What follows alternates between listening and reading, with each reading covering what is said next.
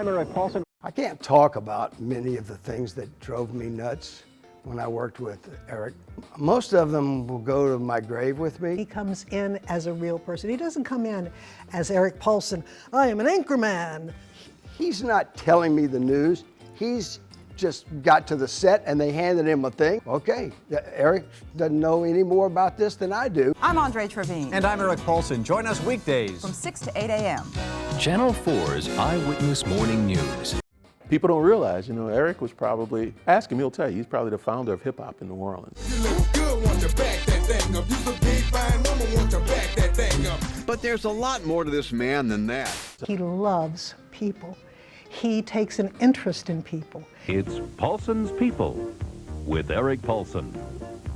Good evening, and thanks for joining us for a special program we call Paulsen's People. A couple of things ought to be obvious by now. My name is Paulsen, and this is a show about people. It doesn't matter how popular or what kind of stature that individual has. Say, is he really talking to a robot?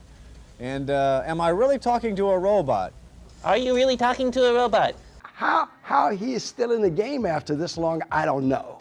But he is. The charm that Eric has is he's your next door neighbor. He's the guy next door. He's your cousin from Abbeville. He's your little brother. Look at the camera again. What's not to love with that face? I'm saying Richard Simmons is in love. There are people who swear that they went to high school with him here in New Orleans. I just think that he came here and he really just embraced the city. I know people who would say, wait, who's doing my interview? And they would actually be in fear that it was going to be Eric, but at the same time, they also knew that he was going to be fair and they were going to have fun. He is an excellent reporter, but more importantly, he's an excellent human being. I've seen Eric in some of the worst times in the city during Katrina, where he broke down on the air and cried. I got to tell you on a personal note, some friends of mine were rescued in St. Bernard, so it was a good day. Yes. Mayor said, the city's going to flood. We have things that have happened, and I saw that. I thought it was an awesome moment. All throughout Southeast Louisiana, people were struggling, and he felt their pain. He's done so much for the musicians in this town. To put them on television, but to understand them.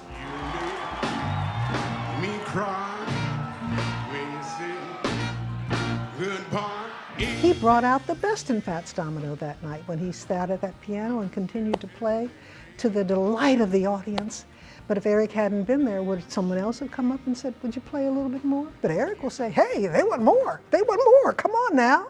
The people of this market took him in 40 years ago and kept him in, and they tune in every morning. He's humorous, and you don't know what he's going to do next, and he could be serious, and he could be silly.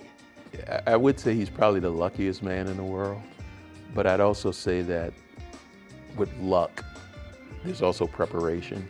I think that Eric has a legacy that is going to last and last and last. People love him, and he should do that until he's 110 years old. He is that good.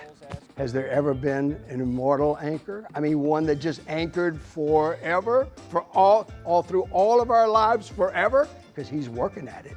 He's working at it, okay? And he may do it. He might be the guy.